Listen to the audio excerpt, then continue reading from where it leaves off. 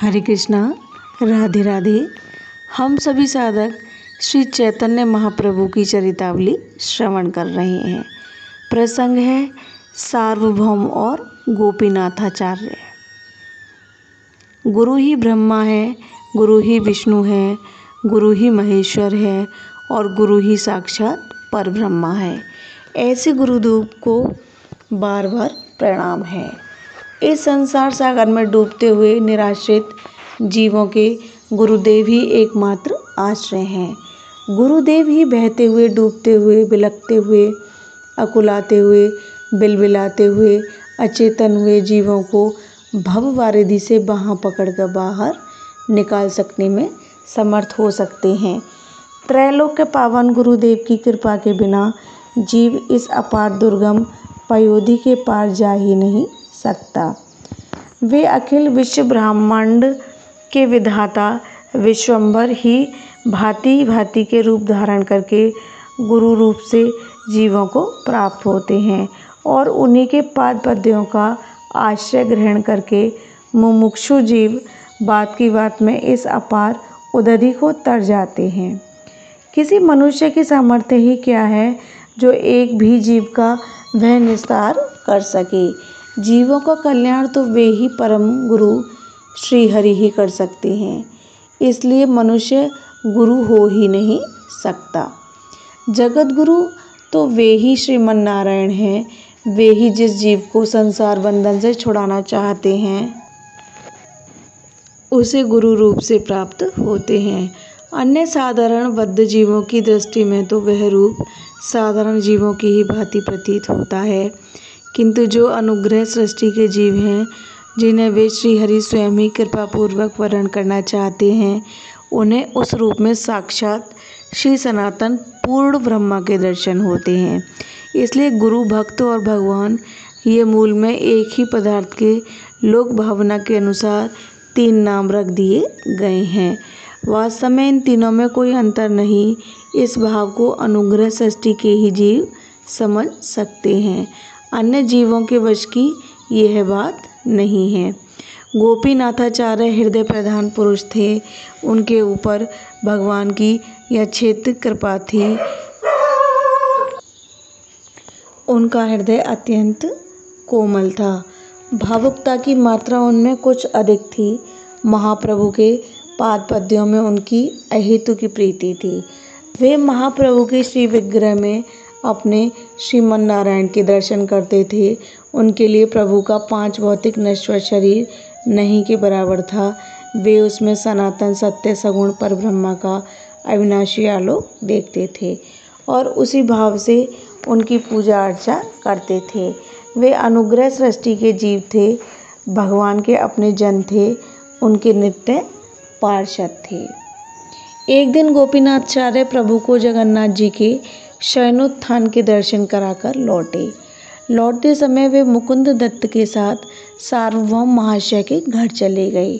सार्वभौम भद्राचार्य ने अपने बहनोई का यथोचित सत्कार किया और मुकुंद दत्त के सहित उन्हें बैठने के लिए आसन दिया। आचार्य के बैठ जाने पर इधर उधर की बातें होती रहीं। अंत में महाप्रभु जी का प्रसंग छिड़ गया। सार्वभौम ने पूछा, इन निमाई पंडित ने किन से संन्यास लिया है और इनके संन्यास आश्रम का क्या नाम है? गोपीनाथाचार्य ने कहा, इनका नाम है श्री कृष्ण चैतन्य।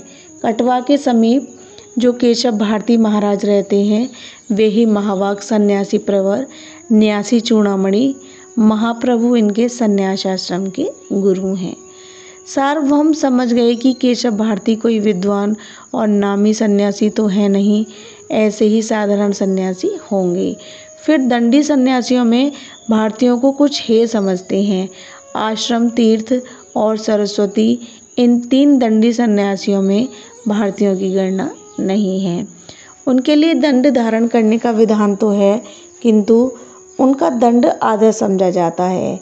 यही सब विचार कर वे आचार्य से कुछ मुंह से कोड़कर कहने लगे, नाम तो बड़ा सुंदर है, रूप लावण्य भी इनका अद्वितीय है। कुछ शास्त्रज्ञ भी मालूम पड़ते हैं। उच्च ब्राह्मण कुल में इनका जन्म हुआ है। फिर इन्होंने इस प्रकार हेय संप्रदाय वाले सन्यासी से दीक्षा क्यों ली? मालूम होता है बिना सोचे समझे आवेश में आकर इन्होंने मूड मुड़ा लिया। यदि आप सब लोगों की इच्छा हो तो हम किसी योग्य प्रतिष्ठित दंडी स्वामी को बुलाकर फिर से इनका संस्कार करा दें। इस बात को सुनकर कुछ दुख प्रकट करते हुए आचार्य ने कहा, आपकी बुद्धि तो निरंतर शास्त्रों में शंका करते करते शंकित सी बन गई है। आपकी दृष्टि में घटपट आदि बाहरी वस्तुओं के अतिरिक्त कोई दूसरी वस्तु है ही नहीं। ये साक्षात भगवान है। इन्हें बाहरी उपकरणों की क्या उपेक्षा, ये तो स्वयं सिद्ध त्यागी, सन्यासी, वैरागी और प्रेमी हैं। इन्हें आपकी सिफारिश की आवश्यकता ना पड़ेगी। सार्वभौम ने कहा, आपकी यही भावुकता की बातें तो अच्छी नहीं लगती। हम तो उन बेचारे के हित की बातें कर रहे हैं। अभी उनकी नई अवस्था है, संसारी सुखों से अभी एकदम वंचित से ही रहे हैं। ऐसी अवस्था में ये सन्यास धर्म के कठोर नियमों का पालन कैसे कर सकेंगे? आचार्य ने कहा, ये नियमों के भी नियामक हैं। इनका सन्यास ही क्या, यह तो लोक शिक्षा के निमित्त इन्होंने ऐसा किया है। हंसते हुए सार्वभौम ने कहा, यह खूब रही युवावस्था में इन्हें यह लोक शिक्षा की खूब सूझी। महाराज, आप कहीं लोक शिक्षा के निमित्त ऐसा मत कर डालना। आचार्य ने कहा, लोक शिक्षा मनुष्य कर ही क्या सकता है, यह तो भगवान का ही कार्य है और वे ही विविध वेश धारण करके लोक शिक्षण का कार्य किया करते हैं। जोरों से हंसते हुए सार्वभौम ने कहा, बाबा दया करो, उस बेचारे सन्यासी को आकाश पर चढ़ाकर उसके सर्वनाश की बातें क्यों सोच रहे हो? पुराने लोगों ने ठीक ही कहा है, आचार्य में उड़ने की शक्ति नहीं होती। पीछे से शिष्यगण ही उसके पंख लगाकर उन्हें आकाश में उड़ा देते हैं। मालूम पड़ता है आप इस युवक सन्यासी के अभी से पर लगाना चाहते हैं। आपकी दृष्टि में ये ईश्वर है। आवेश के साथ आचार्य ने कहा, हाँ ईश्वर है, ईश्वर है, ईश्वर है। मैं प्रतिज्ञा करके कहता हूँ, ये साधारण जीव नहीं है। आचार्य की आवेशपूर्ण बातों को सुनकर सार्वभौम के आसपास में बैठे हुए सभी शिष्य एकदम चौंक से पड़े। सार्वभौम भी कुछ विस्मित से होकर आचार्य के मुख की ओर देखने लगे। थोड़ी देर के पश्चात हंसते हुए सार्वभौम ने कहा, मुँह आपके घर का है, जीव उधार लेने किसी के पास जाना नहीं पड़ता। जो आपके मन में आवे वह अनाप शनाप बकते रहें, किंतु आपने तो शास्त्रों का अध्ययन किया है। भगवान के अवतार तीनों ही युगों में होते हैं। कलिकाल में इस प्रकार के अवतारों की बात कहीं भी नहीं सुनी जाती। फिर अवतार तो सब गिने गिनाए हैं, उनमें तो हमने ऐसा अवतार नहीं सुना। वैसे तो जीव मात्र को ही भगवान का अंश होने से अवतार कहा जा सकता है। सूत जी शौनक आदि ऋषियों से कह रहे हैं, हे ब्राह्मणों, जिस प्रकार अक्षय सरोवर से सहस्त्रों छोटी छोटी नदियाँ निकलती हैं, उसी प्रकार सत्वगुण के समुद्र श्री हरि से भी असंख्य अवतार होते हैं। श्रीमद् भागवत के इस श्लोक के अनुसार असंख्य अवतार भी माने जा सकते हैं और वे आवश्यकता पड़ने पर सब युगों में उत्पन्न हो सकते हैं, किंतु उनकी गणना अक्षांश अवतारों में भी की गई है। जैसा कि श्रीमद् भागवत गीता में कहा है, कांति, लक्ष्मी और प्रभावादि से युक्त जो भी विभूतिमान प्राणी दृष्टिगोचर हो, उन सभी को मेरे तेज का अंश अवतार ही समझ। इस दृष्टि से आप इन सन्यासियों को अवतार कहते हैं तो हमें भी कोई आपत्ति नहीं, किंतु ये ही साक्षात सनातन परब्रह्मा है और कैसे हो सकता है? भगवान श्री कृष्ण ही सनातन पूर्ण ब्रह्मा है। उनका अवतार युगों में नहीं होता, कल्पों में भी नहीं होता, कई सैकड़ों हजारों युगों के पश्चात वे अवतीर्ण होते हैं। इसलिए आप कोरी भावुकता की बातें कर रहे हैं। आचार्य ने कहा, मालूम पड़ता है बहुत शास्त्रों की आलोचना करने से शास्त्रों के वाक्यों को भी आप भूल गए हैं। आप जानते हैं नित्य अवतार के लिए कोई नियम नहीं, उनका रहस्य शास्त्र क्या समझ सके। यह तो शास्त्रातीत विषय है। नित्य अवतार का कभी तिरोभाव नहीं होता। वह तो एक रस होकर सदा संसार में व्याप्त रहता है। किसी भाग्यवान को ही वह गुरु रूप में प्राप्त होते हैं और जिस पर उनका अनुग्रह होता है वही उनका कृपा पात्र बन सकता है। हंसते हुए सार्वभौम ने कहा, यह नित्य अवतार कौन सी नई वस्तु निकल आई? आचार्य ने कुछ क्षोभ के स्वर में कहा, आपको तो समझना इसी प्रकार है जैसे ऊसर भूमि में बीज बोना। परिश्रम तो व्यर्थ जाता ही है, साथ ही बीज का विनाश होता है। कुछ विनोद के स्वर में सार्वभौम ने कहा, उपजाऊ भूमि के चरणों में प्रणाम करता हूँ और उससे प्रार्थना करता हूँ कि हमारे ऊपर भी कृपा करे। आप आपे से बाहर क्यों हुए जाते हैं, हमें समझाइए। आप किस प्रकार इन्हें साक्षात ईश्वर कहते हैं? आचार्य ने कहा, सोते को तो जगाया भी जा सकता है, किंतु जो जागता हुआ भी सोने का बहाना करता है उसे भला कौन जगा सकता है? आप जानबूझकर भी अनजानों की सी बातें कर रहे हैं। अब आपकी बुद्धि को क्या कहूँ? आप जानते नहीं, गुरु साक्षात परब्रह्म तस्मै श्री गुरुवे नमः। इसमें गुरु को साक्षात परब्रह्म बताया गया है। क्या गुरु साक्षात परब्रह्म नहीं है? जिनकी संगति से श्री कृष्ण पादारविंदों में अनुराग हो, उनमें और श्री कृष्ण में भी कुछ भी भेद नहीं समझता। जो भी कुछ भेद प्रतीत होता है वह व्यवहार चलाने के लिए है। वास्तव में तो गुरु और श्री कृष्ण एक ही हैं। वे अपने आप ही कृपा करके अपने चरणों में प्रीति प्रदान करते हैं। वे जब तक किसी रूप से कृपा नहीं करते तब तक उनके चरणों में प्रेम होना असंभव है। वासुदेव सार्वभौम ने कहा, आचार्य महाशय, यह तो कुछ भी बात नहीं हुई। इसका तो संबंध भावना से है और अपनी अपनी भावना पृथक पृथक होती है। यह बात तो सचमुच शास्त्रों से परे की है। दृढ़ और शुद्ध भावना के सामने तो कोई भी बात असंभव नहीं, किंतु आप इसका प्रचार नहीं कर सकते। दूसरे को आप अपनी भावना के अनुसार मानने के लिए मजबूर नहीं कर सकते।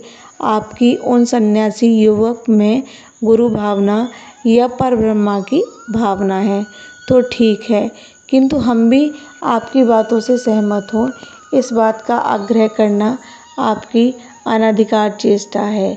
हम उन्हें एक साधारण सन्यासी ही समझते हैं। वैसे वे बेचारे बड़े सरल हैं। भगवान की उनके ऊपर कृपा है। इस अल्पावस्था में भगवान के पाद पद्यों में इतना अनुराग, ऐसा अलौकिक त्याग, इतना अद्भुत वैराग्य सब साधुओं में नहीं मिलने का। बहुत खोजने पर लाखों करोड़ों में ऐसा अनुराग मिलेगा। हम उनके त्याग, वैराग्य और भगवत प्रेम के कायल हैं, किंतु उन्हें आपकी तरह ईश्वर मानकर लोगों में अवतार पाने का प्रचार करें, यह हमारी शक्ति के बाहर की बात है। आचार्य ने कुछ दृढ़ता के स्वर में कहा, अच्छी बात है, देख लिया जाएगा। कब तक आपके ये भाव रहते हैं? इस प्रसंग को समाप्त करने की इच्छा से बात के प्रवाह को बदलते हुए सार्वभौम ने कहा, अब तो हमारे जो कुछ भी हो सो हो ही, हमारी किसी बात को बुरा न मानना। हमारा आपका तो संबंध ही ऐसा है, कोई अनुचित बात मुंह से निकल गई हो तो क्षमा कीजिएगा। आचार्य ने कुछ अपेक्षा सी करते हुए कहा, क्षमा की इसमें कौन सी बात है? मैं भगवान से प्रार्थना करूंगा कि आपके इन नास्तिकों के से विचारों में वे परिवर्तन करें और आपको अपना कृपा पात्र बना लें। हंसते हुए सार्वभौम ने कहा, आप पर ही भगवान की अनंत कृपा बहुत है, उसी में से थोड़ा हिस्सा हमें भी दे देना। हाँ, उन सन्यासी महाराज को कल हमारी ओर से भोजन का निमंत्रण दे देना। कल हमारी इच्छा उन्हें यही अपने घर में भिक्षा कराने की है। इसके अनंतर कुछ और इधर उधर की दो चार बातें हुई और अंत में मुकुंद दत्त के साथ गोपीनाथाचार्य प्रभु के स्थान के लिए चले। सार्वभौम के शुष्क तर्कों से मुकुंद दत्त को मन ही मन बहुत दुख हो रहा था। आचार्य भी कुछ उदास थे। प्रभु के समीप पहुंचकर गोपीनाथाचार्य ने सार्वभौम से जो जो बातें हुई थीं उन्हें संक्षेप में सुनाते हुए कहा, प्रभु, मुझे और किसी बात से दुख नहीं है। दुख का प्रधान कारण यह है कि सार्वभौम अपने आदमी होकर भी इस प्रकार के विचार रखते हैं। प्रभु, उनके ऊपर कृपा होनी चाहिए। उनके जीव में से नीरसता को निकालकर सरसता का संचार कीजिए। यही मेरी श्री चरणों में विनीत प्रार्थना है। प्रभु ने कुछ संकोच के साथ अपनी दीनता दिखाते हुए कहा, आचार्य महाशय, यह आप कैसी भूली भूली सी बातें कर रही हैं। सार्वभौम तो हमारे पूज्य हैं, मान्य हैं। वे मुझ पर पुत्र की भांति स्नेह करते हैं। उनसे बढ़कर पुरी में मेरा दूसरा शुभचिंतक कौन होगा। उन्हीं के पादपत्यों की छाया लेकर तो मैं यहाँ पड़ा हुआ हूँ। वे मेरे लिए जो भी कुछ सोचे उसी में मेरा कल्याण होगा। जिस बात से उन्हें मेरे अमंगल की संभावना होगी उसे वे अवश्य ही बता देंगे। इसी बात में तो मेरी भलाई है। यदि गुरुजन होकर भी मेरी प्रशंसा ही करते रहेंगे तो मैं इस कच्ची अवस्था में संन्यास धर्म का पालन कैसे कर सकूँगा। आप उनकी किसी भी बात को बुरा न माने और सदा उनके लिए पूज्य भाव रखें। वे मेरे आपके सबके पूज्य हैं। वे शिक्षक, उपदेष्टा, आचार्य और हमारे हित चिंतक हैं। इस प्रकार नम्रतापूर्वक आचार्य को समझाकर प्रभु ने उन्हें विदा किया और आप भक्तों के सहित श्री कृष्ण कीर्तन करने लगे। यह प्रसंग अब यहीं विश्राम लेता है। हरे कृष्णा, राधे राधे।